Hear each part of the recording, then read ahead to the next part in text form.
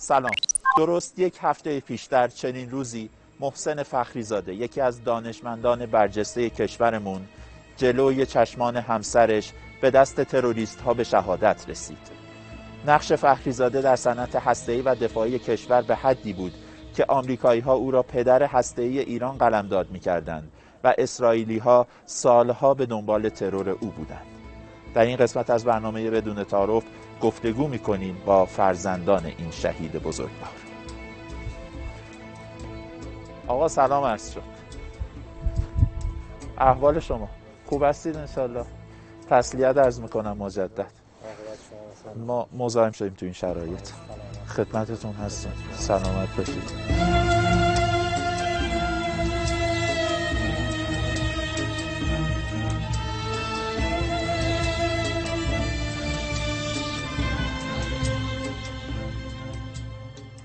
ما قرار بود خدمت آج خانم هم باشیم که ظاهرا گفتید که حالا خودتون بگین چی برنامه در واقع دارن که خیلی سعی کردن که یه جوری هماهنگ بکنن که حتما تو این برنامه باشن، منتها اون برنامه‌ای که برای خود حاج آقا گرفتن نتونستن جابجاش بکنن. ان شاءالله توی فرصت مناسب ما خدمتشون باشیم. حاج آقا چند فرزند داشتن؟ حاج آقا 3 فرزند، شاید بشه گفت 6 فرزند. 3 تا پسر داشتنشون، 3 تا هم عروس که چون دختر نداشتن عروسا هم براشون حکم دختر داشت. شما پسر بزرگی؟ من پسر بزرگی حاج آقا هستم. اهل کجا بودن؟ حاج آقا زاده قم بودن. بزرگ شده قم؟ بزرگ شده قم تا 18 سالگی. 18 سالگی که انقلاب اسلامی پیروز میشه، ایشون از همون سال راهی تهران میشن و میپیوندن به سپاه. بعد از اون تحصیلاتشون تو چه حوزه‌ای بود و فعالیتش؟ خدمت شما عرض کنم که تحصیلاتشون تو حوزه فیزیک بود با هدف و گرایش هسته‌ای. میگفتن که من از دبیرستان که انتخاب رشته کردم این هدف رو برای خودم گذاشتم که تو این شاخه هسته‌ای فعالیت بکنم و پیشروی بکنیم. بار علمی ایشون چه فوایدی، چه دستاوردهایی برای ما داشت؟ در حوزه‌های مختلف، غیر از حوزه تخصصی ایشون و پروژه‌های جدی ایشون که در حوزه هسته‌ای دفاعی بود، در حوزه‌های مختلف علوم و دانشی رو تولید کردند که اگر هزاران هزار بار حاج آقا شهید بشه، نه تنها مردم ایران بلکه کل مردم، کل بشریت از این علوم تولید شده و از این اندیشه و دانش تولید شده بهره مند خواهند بود. حاج آقا در زمینه کرونا فعال بودن دیگه؟ بله. کیت‌های تشخیص، واکسن شنیدم، درسته؟ بله، واکسن به تست انسانی رسیده بود. حالا یه نکته ای رو من اینجا بگم، خود بابا اعتقاد داشت که این تحریم ها کمک ما میکنه توی تولید این علوم، یعنی یک فرصت تازه میدونستن این تحریم ها رو که رو پا خودمون باس، که اینها باعث میشه که ما رو پای خودمون وایس. دلیل دشمنی با ایشون چی بود؟ دلیل دشمنی استکبار اسرائیل، آمریکا؟ بله، اولین مسئله اینها این بود که این تولید علوم در ایران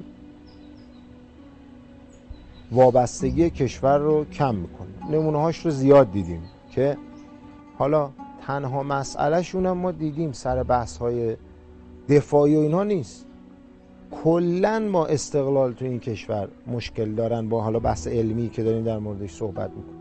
تو هر علومی که ما پیشی میگیریم اینها مسئله دارن، حالا هر ضربه‌ای که بتونن میزننش. از طرفی یارای مقابله ندارن، نمیتونن جور دیگه مقابله بکنن. حالا اون گزینه‌هایی که میگن روی میزه اونها رو نمیتونن کاری انجام بدن، مجبورن بیان حاج قاسم رو یه جور دیگه بزنن، بابا رو یه جور دیگه بزنن، یعنی ناجوان مردانه و حالا نمیدونم واقعا اسمش چی باید گذاشت. آقا حامد، خود حاج آقا از کی متوجه شد که برای ایشون طرح ترور دارن، نقشه ترور دارن؟ چه میگفتن از این موضوع؟ اولین اقدام تروریستی علیه ایشون که واقعا اقدام تروریستی بود مال 21 سال پیشه. یعنی در واقع ما 21 ساله که خانواده خودمون رو عرض میکنم هر روز صبح که حاجیت در میره بیرون معلوم نیست شب برگرده یا نه. اون روزایی که میدونستن خطر ترور هست نگران نبودن؟ چیزی نمیگفتن به شما بهشون میگفتید؟ واقعیت هیچ موقع در کل این 21 سال هیچ موقع حاج آقا رو نگران ترور ندیدم. یعنی هر موقع حتی تیم حفاظتی ایشون مثلا میگفتش که بمون خونه، نباید بیای سر کار، یه ماه بمون خونه، چون اتفاقات مختلف توی این 21 سال میافتاد که قضیه حساس‌تر میشد. میگفتن مثلا بمون خونه، مثلا 20 روز نباید بیای سر کار. میگفت خب اگه قرار باشه من کار نکنم چه فرقی داره باشم یا نباشم، بذارید برم کارمو بکنم. یعنی مسیرشون رو شل نکردن بابت تحت نگرانی؟ هیچ شرایطی. یعنی حالا قطعا بچهای تیم حفاظت ایشون خیلی خوب میدونن، مثلا همون روزی که این اتفاق میفته خب خیلی به ایشون میگن که امروز حرکت نکنیم با توجه به شرایط و اینها. حرفی که حاج آقا میزنه میگه من کلاس دارم، میگه من کلاس دارم، بعد از ظهر کلاس دارم، باید صبح برم مطالعه بکنم برای کلاس بعد از ظهرم و الان شرایطش رو اینجا ندارم که یه جایی خارج از در واقع تهران بودن، شرایطش رو ندارم که اینجا به صورت مجازی برگزار بکنم و یه جلسه خیلی مهمی هم گویا داشتن. به خاطر کلاس و جلسه هر چی به ایشون میگن که برنگردید، ایشون میگه که نه، من حتما باید هم به کلاس هم برسم هم به جلسم. اصرار میکنن که بله بله.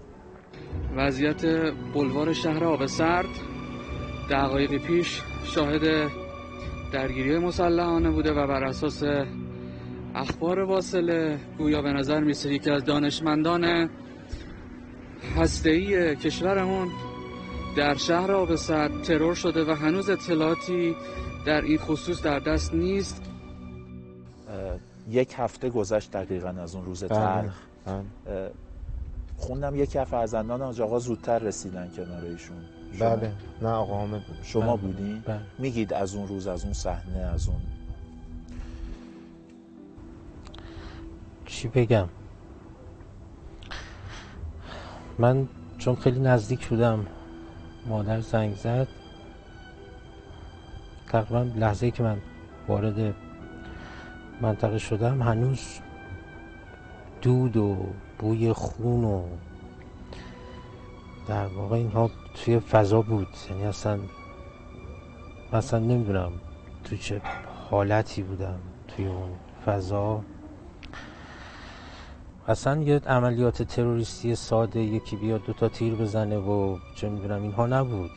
اون صحنه‌ای که من دیدم یک جنگ تمام عیار بود، واقعا یک جنگ بود. عرضم به خدمتتون که من دیگه بابا رو تقریبا تازه آورده بودن تو بهداری آب سرد که من رسیدم و مجبور شدیم حاجی رو با هلیکوپتر منتقل بکنیم.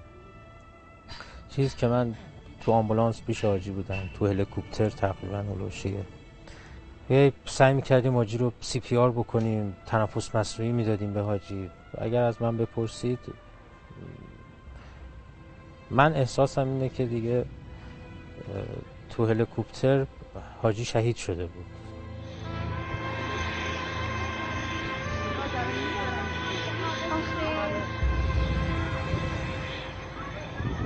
حاج آقا چند تا گلوله خوردن در صحنه ترور؟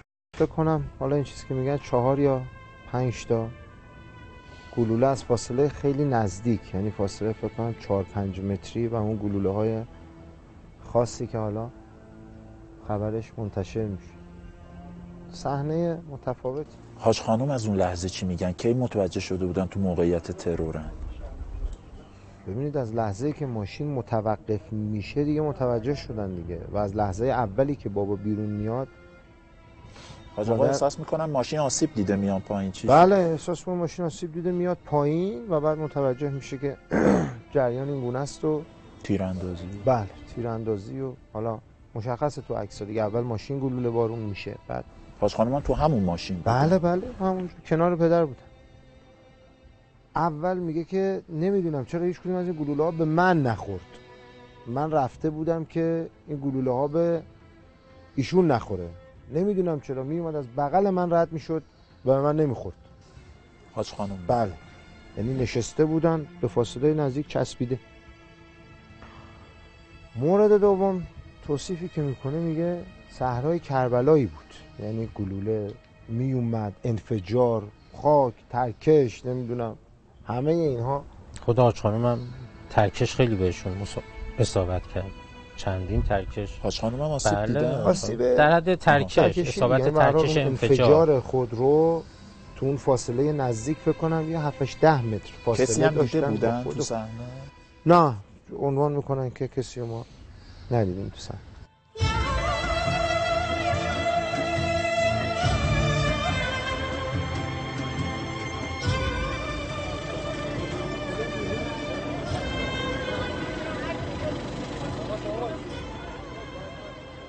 حاج آقا چیزی تو اون صحنه به حاج خانم گفته بودن؟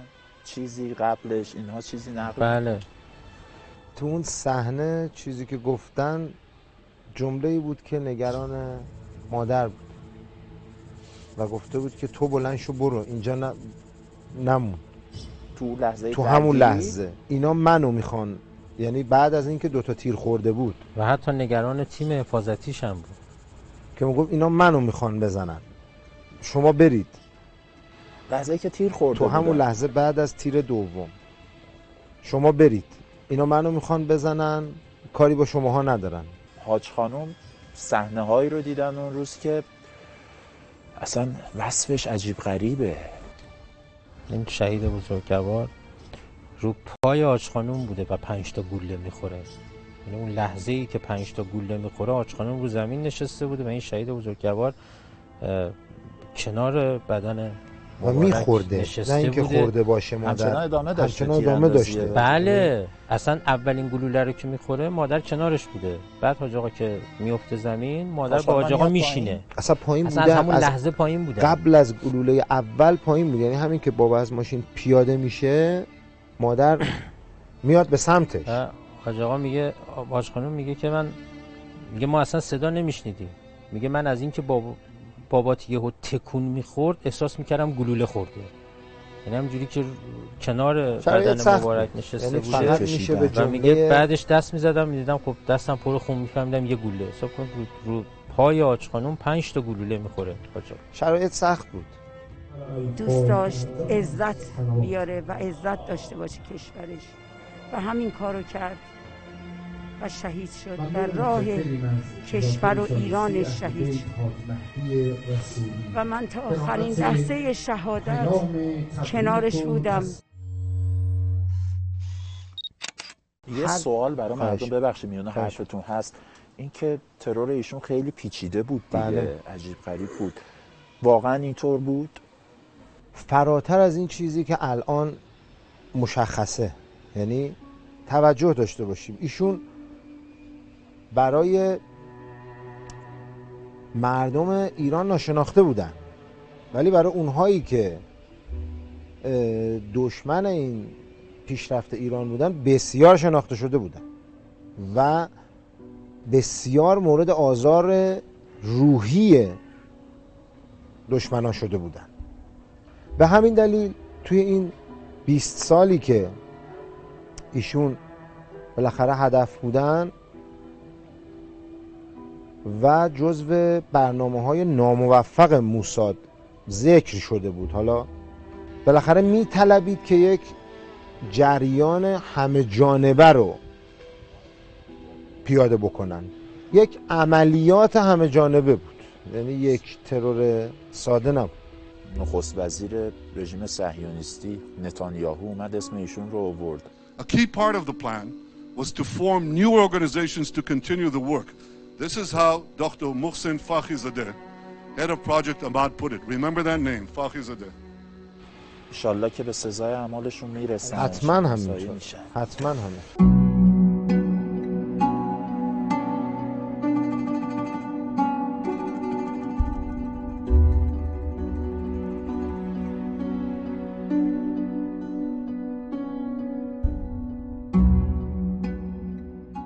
حاج آقا مال جناح خاصی بود؟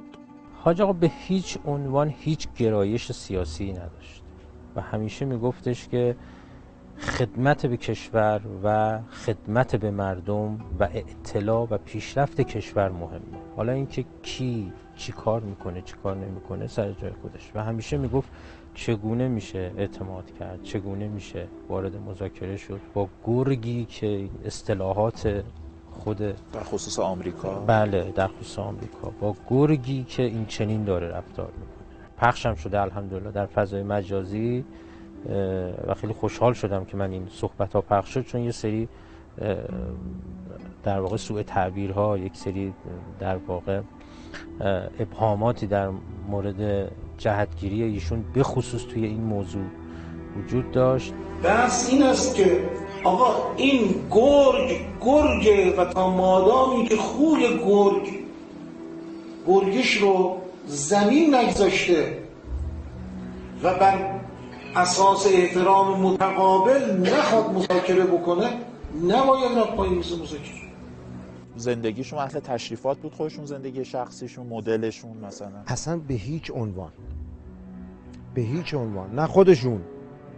حتی ما براش یه موقع مناسبتی بود، تولدی بود، عیدی بود، چیزی میگرفتیم تازه گلایه میکرد، میگو بابا من دارم میخوام چیکار.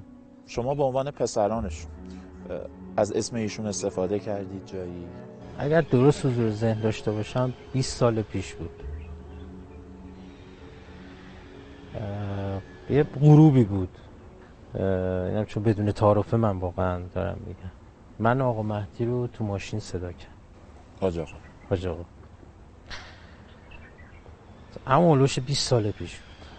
گفت ببینید من پدر توصیه میکنم که برید دنبال کار آزاد، دنبال کار آزاد، دنبال کار دولتی و اینها نیایید که یه موقع شائبه‌ای پیش نیاد، یه موقع بحث چیزی نشه. و 20 ساله که من و مهدی و اخوی کوچیکم کار آزاد داریم میکنیم، یه شرکتیه. این که مطرح شد یه کار اقتصادی بزرگی دارید و اینها، برن این چیزهایی که مردم، این چیزهایی رو که میگن این رسانه هایی که دنبال سوء استفاده الان، برن در خدمت شما عرض کنم که درگاه های رسمی خودشون بررسی کنن، به نتیجه میرسن که هست یا نیست، که چجوره. آقا این شرکتی که دو کرنا دارن میکنه چی هست، چی بوده، چی شده، سابقه‌شو نگاه کنن ببینن آقا چه اتفاقی افتاده درش. چیز عجیب غریب و خاصی نیست. دانش بنیان هم هست اتفاقا. خوندم که خانواده حاج قاسم هم اومدن. بله زحمت کشیدن. بله. لطف داشت کنار شما. حاج آقا از حاج قاسم چه میگفتن؟ خیلی در واقع منش و رفتار این شهید بزرگوار سردار دلها رو خیلی اعتقاد داشت که باید منتشر بشه. حاج قاسم با کمترین امکانات در دل دشمن کار کرد. ما میدونیم که اینا چه امکاناتی کم بشه. بیایید تا این خون گرم، تا این خون هنوز اون داغی خودش داره، این میثاقی رو با هم دیگه بزنیم که این راه رو در زمین خودمون ادامه. حاج آقا خب خیلی افتخار زیاد به دست آورده بودن در این مسیر. به کدوم نشانه افتخارشون خیلی مینازیدن حاج آقا؟ یه نشان افتخار داشت حاجی، خدمت کردن بود. یعنی اساساً ایشون سر وقت نشان و درجه و حالا یه چیزایی هم در اومده، حالا خیلی راجع به اون صحبت نمی کنیم که اصلا نظرش راجع به این بحثا چی بود و اینها. حالا انشالله آدمای من کارمند علمی ام، همیشه همه جا من کارمند علمی ام. خیلی میگفتن آقا ما کارمون چیز دیگه یه، باید به کارمون بپردازیم. خیلی نشان و ظاهر و اینها خیلی براشون مهم نه. آخر برنامه میگیم بدون تعارف ترین جمله حرف دلتون رو با هر کس که دوست دارید بفرمایید. علی محمدی ها، شهریاری ها، احمدی روشن ها، سلیمانی ها، فخری زاده ها هیچ موقع نمیمیرند به شرطی که هر قطره خونشون خوشه خوشه از خاک بیاد بیرون با پیگیری اعمالشون از طرف ما. خواهش میکنم که همونطور که حضرت آقا به درستی اشاره کردن، دوستان و همکاران ایشون سلاح حاج آقا که قلم حاج آقا بود زمین نمونه. انشالله. باز هم ممنونم ازتون. انشالله حاج خانم هم هر موقع آمادگیشو داشتن ما خدمتشون باشیم تو برنامه بدون تعارف که قطعا ایشون هم گفتنی های زیادی دارن. حتما. خیلی ممنونم. سپاسگزارم. لطفا.